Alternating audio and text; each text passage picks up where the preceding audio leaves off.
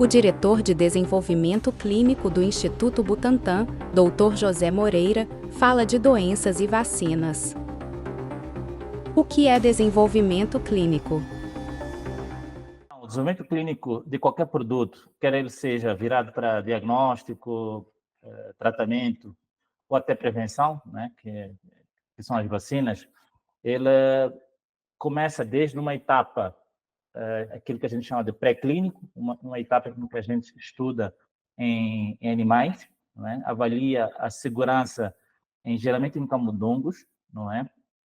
Ratos, e aí vai progredindo para aquilo que a gente chama de fase 1, e aí já entram estudos em humanos, são voluntários saudáveis, adultos, em uma pequena proporção, geralmente entre 10 a 20 participantes, muito focado naquilo que é o perfil de segurança, né, do produto. Depois a gente avança para a fase 2, que já começa a ter desfechos de interesse imunológicos, sempre também voltado para a segurança, mas depois tem o estudo de fase 3, que são os estudos maiores, são estudos pivotais, são estudos que vão solicitar o registro frente à autoridade regulatória. Então, são estudos com um número mais amplo de participantes, não é? Em que visa avaliar uma série de desfechos, quer seja segurança, quer seja imunológico, quer seja a eficácia, né? Então, para avaliar a proteção desse produto em relação a determinada doença ou determinada patologia, como assim dizer. E é com esse pacote, esse dossiê regulatório que a gente submete, né, às agências, e lá é feita uma avaliação criteriosa, cautelosa, para saber se o produto vai ser aprovado ou não e se vai entrar no mercado nacional e internacional. Se a vacina contra a dengue é mais difícil de obter. Não é que é necessariamente mais difícil, mas eu vou dizer que é mais complexo, porque são patógenos completamente diferentes, de famílias diferentes, não é? As vias de transmissão são diferentes. Na verdade, a Covid, a gente conseguiu desenvolver as vacinas, né? Covid em menos de um ano. É verdade que isso foi um marco histórico, né? Jamais registrado, mas porque era em outro contexto. A gente estava numa situação de emergência de saúde pública internacional, não é? Pandemia declarada pela Organização Mundial de Saúde. Era um vírus novo, não é? Que nunca tinha circulado em seres humanos e estava a causar um impacto tanto em morbidade e mortalidade, não é? Nas pessoas em todo o globo. E aí que houve esse esforço tanto de parceiros nacionais e tanto parceiros privados, organizações não governamentais, até a academia, para tentar ter um produto, alguma vacina até, para que entrasse, chegasse no braço das pessoas, né? E foi isso que aconteceu. Para a dengue é um pouco diferente. A dengue, o genoma da dengue é muito maior que o genoma do SARS-CoV-2, né, que é o agente etiológico da Covid-19. A dengue, ela tem 4 sorotipos com genótipos diferentes. Então, temos o sorotipo 1, 2, 3 e 4. E qualquer vacina que a gente desenvolva para a dengue, por necessariamente, tem que proteger para essas 4 variantes, vamos assim dizer, da dengue. Então, isso já aumenta um pouco mais a complexidade naquilo que é o seu desenvolvimento, né, da vacina. 2, na dengue, a gente precisa de um período de seguimento após a administração do imunizante, que é mais longo em relação às vacinas do Covid. Então, estamos a falar em média de 3 a 5 anos de acompanhamento, não é? E por que é preciso acompanhamento? Porque as vacinas de dengue de primeira geração detectaram problemas de segurança nesse período que eu falei. E justamente as agências revisitaram as suas diretrizes para que as vacinas de segunda geração contra a dengue tivessem esse período mais amplo de acompanhamento. E 3, que se calhar eu vou dizer que é o problema crucial, que a dengue é uma doença tropical negligenciada. Sendo assim, temos carência de fundos, não é? Afetando mais a população do Globo Sul, não é? Do universo, são geralmente populações mais carenciadas, são geralmente populações socialmente deprivadas, vamos assim dizer, sem acesso à saúde, sem acesso ao saneamento, e vivem em regiões mais carentes. Isso faz com que as grandes indústrias farmacêuticas não dão o olhar devido em relação, por exemplo, à Covid, né? Que afetou todo mundo, independente do status social, não é? Então, acho que esses poderiam ser alguns fatores que eu poderia elencar no desenvolvimento mais amplo, vamos assim dizer, da vacina de dengue, né? Se a vacina é segura. A vacina experimental de dengue, produzida pelo Instituto Butantan, ela está na sua fase final de desenvolvimento clínico, não é? Está, então, já na fase 3, não é? Os dados que a gente tem até aqui comprovam a segurança e a eficácia desta vacina, tanto na população mais nova, em crianças, tanto em adolescentes e tanto em adultos, não é? É verdade que a gente viu alguns eventos adversos mais comuns, vamos assim dizer, no braço dos participantes que recebeu a vacina em relação ao braço que recebeu o placebo, né, que é o produto inerte, né, não tem nenhuma função, mas isso era esperado. E mesmo esses eventos que a gente observou foram eventos como dor de cabeça, dor no local da administração, cansaço, e isso é de esperar para grande parte das vacinas que estão aprovadas pelas autoridades regulatórias. E era de intensidade curta, não é? Não necessitou de atendimento médico, de curta duração, não é? A gente não acha que isso seja uma preocupação para quando a gente for fazer a administração em massa, né? As campanhas, né, de imunização. Vacinas para chikungunya e Zika. Em relação à vacina de chikungunya, o Instituto Butantan submeteu em dezembro do ano passado o registro sanitário, né, da vacina de chikungunya. É uma plataforma muito semelhante com a plataforma da vacina da dengue, então é um vírus vivo atenuado, não é? Ele é atenuado no sentido que ele não causa patogenicidade no hospedeiro, no humano, mas ele mantém essa capacidade de indução da resposta imune, né? Induz anticorpos protetores contra a chikungunya, né? E é isso que a gente quer, é assim que a vacina funciona, não é? E a gente espera, é claro, está em processo de revisão esse dossiê, né, desde o ano passado, pela Anvisa, não é? Espera começar a fazer a distribuição, comercialização, tanto em mercado nacional, mercado internacional, após a aprovação do registro na Anvisa, né? Em relação para a Zika, que é um vírus de outra família, na verdade, é um flavivírus, né? Se assemelha mais ao vírus da dengue. A Zika, a gente ainda está num estágio anterior, né? A gente ainda está a desenvolver aquilo que a gente chama de... Vai para entrar num estudo de fase 1, é um estudo com menor número de participantes, não é? Mas a gente almeja ter, sim, essa vacina e vamos focar num grupo totalmente diferente. Então, estamos a falar aqui de um grupo que seriam mulheres, não é? Jovens, em idade fértil, né? Então potencialmente estão naquela fase de engravidar, né? Porque é justamente esse grupo que a Zika causa todas as suas complicações, né? Que é aquela microcefalia, né? Então é justamente nesse grupo que a gente quer proteger, né? Agentes causadores das doenças. A dengue, como eu falei, ela é composta por 4 sorotipos, é o vírus da dengue, não é? A chikungunya, a etiologia é o vírus da chikungunya, né, que é um alfa-vírus, tem manifestações relativamente atípicas em relação aos outros 2 vírus que eu mencionei.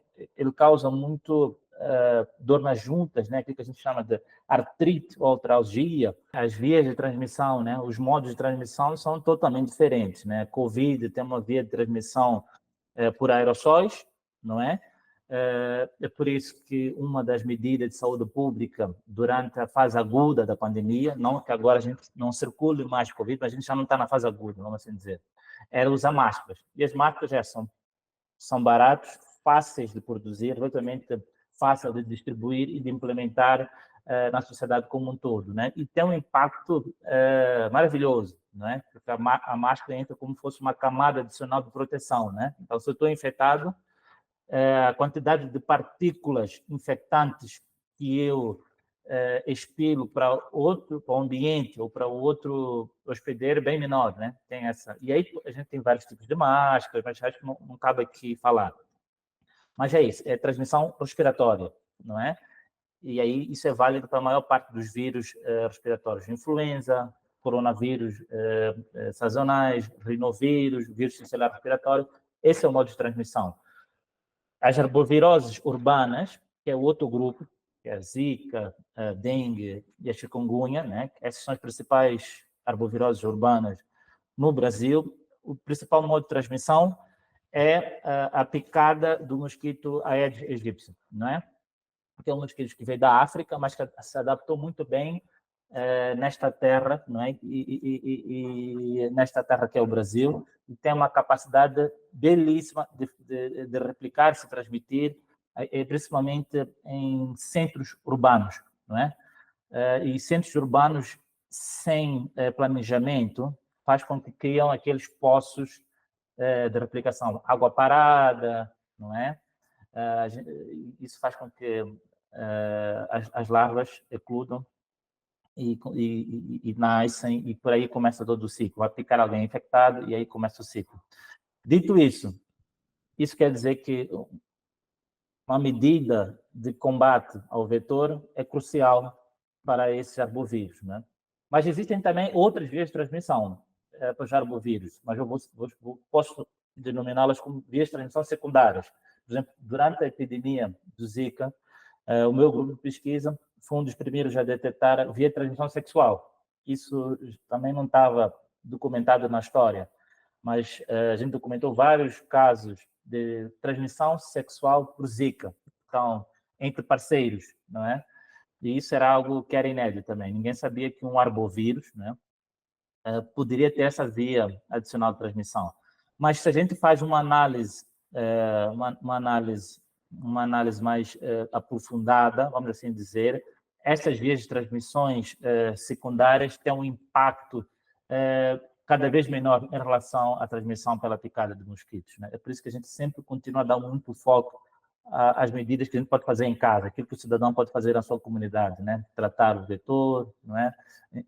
Combate às águas paradas, não é? Então, acho que geralmente esse aqui é o principal pilar de transmissão. Se há risco de nova pandemia.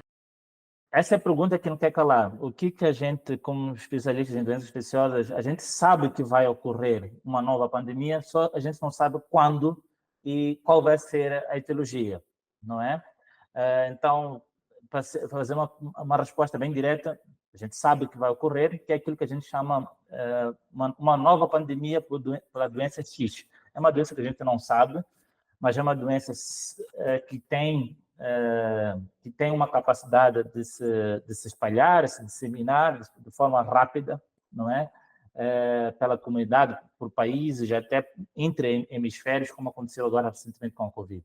Então, só que a gente não sabe qual vai ser esse agente etiológico, né? Mas se a gente revisitar a história recente e a história passada, grande parte das pandemias são causadas por agentes respiratórios, porque esses agentes respiratórios têm uma capacidade de transmissão bem mais alta, vamos assim dizer, do que por agentes que são transmitidos por vetores, né? Como, por exemplo, a dengue, a zika, a chikungunya, né? A gente pode sim ter surtos localizados dessas arboviroses, mas não necessariamente uma pandemia. Pelo menos na história recente a gente não viu pandemias por esse tipo de arbovírus, né? Capacidade produtiva do Butantan. Falando daquilo que é o nosso desenvolvimento clínico, a gente teve o desenvolvimento da Coronavac, né, que é uma vacina inativada e foi uma das vacinas mais usadas no Brasil, né, pelo seu excelente perfil de segurança, tanto em gestantes, tanto na população pediátrica. Aliás, a Coronavac foi aquilo definido pelo PNI como a vacina de eleição, né, vacina de escolha para esses dois públicos, né, por causa do seu perfil de segurança, mas agora o Butantan está a desenvolver uma nova plataforma vacinal contra a Covid, e como dose de reforço, né, que a gente chama de Butanvac. Não é? A gente está em fase 2, desenvolvimento clínico, ao mês de entrar na fase 3 ainda esse ano, não é? E a ideia é oferecer também à população adultos não é como uma dose de reforço, provavelmente vai ser como uma quinta dose de reforço, né? Dado que hoje a grande parte da população já tem o seu esquema primário completo, não é? E dependendo da faixa, estão a fazer reforços, né? Alguns estão na quinta, outros estão na quarta, dependendo da faixa etária, né? Esclarecer o público. É bom esclarecer para o público que atualmente no mercado hoje registrados existem duas plataformas de vacina da dengue, não é? Estão registradas pela Anvisa. E a nossa plataforma, a nossa vacina, é uma plataforma muito semelhante também de vírus vivo atenuado, mas tem alguns diferenciais, vamos assim dizer. Ela é em dose única, não é? Diferente das outras que requerem 3 a 2 doses, não é? Ela é administrada subcutânea, não é? Ela tem essa capacidade de indução de anticorpos contra os 4 sorotipos, então é uma proteção mais completa, vamos assim dizer. Ela protege tanto indivíduos que já tinham tido dengue no passado, não é? E tanto indivíduos que não tiveram dengue, não é? Também tem essa proteção para esses perfis diferentes e independente da faixa etária, né? Tanto em crianças até em adultos. Eu acho que o mais importante disso é que ela é produto nacional. Ela é produto nacional. Foi feita por brasileiros para o Brasil, não é? Então ela nos dá mais essa autonomia em termos de autonomia técnico-científica e a gente consegue demonstrar pela primeira vez que a gente consegue endereçar problemas de saúde pública que afetam o Brasil, né? Hoje estamos a falar de dengue, amanhã é chikungunya e por aí em diante, né? Então a gente o Brasil já vem demonstrando essa capacidade técnica. Com a Covid a gente fez isso. Então as primeiras vacinas disponíveis pelo SUS foram vacinas nacionais, não é? Foi a vacina do Butantan, foi a vacina de Biomanguinhos, não é? E depois, ao longo do ciclo da pandemia, a gente conseguiu, o Ministério conseguiu importar vacinas, né? Mas eu acho que a gente demonstrar essa capacidade de manufatura, comercialização e distribuição dessas vacinas para responder aos problemas de saúde pública locais, eu acho que isso é uma mais-valia para o Brasil. É o Brasil que ganha, não é? É o mundo que ganha, não é? É o sul global que mostra que tem um papel assim a exercer também para dar resposta. A gente diz que não é só os países do Ocidente, os países do Hemisfério Norte que conseguem dar respostas, nós também somos mais pobres, mas a gente, quando quer, a gente consegue endereçar, né? Eu acho que é importante passar essa mensagem. Como veio trabalhar no Brasil?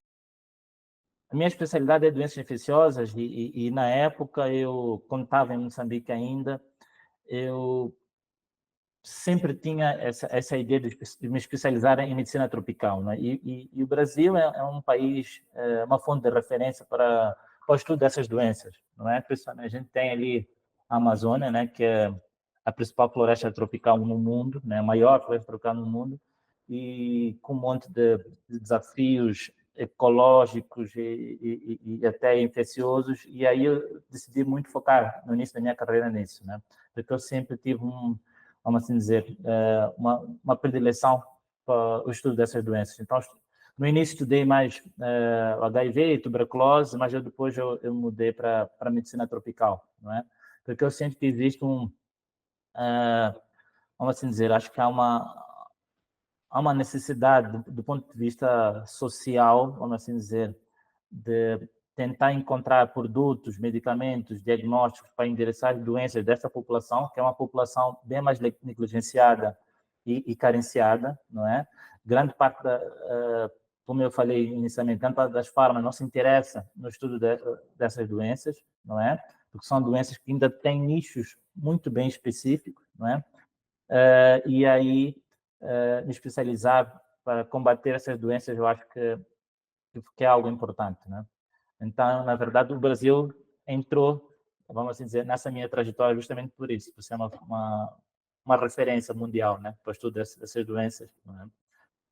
E aqui no Brasil foram detectadas, por exemplo, o ciclo de vida da doença de Chagas, né, Carlos Chagas, que foi um brasileiro, que foi quem, vamos assim dizer, detalhou, né, pela primeira vez o ciclo completo dessa doença de Chagas, né?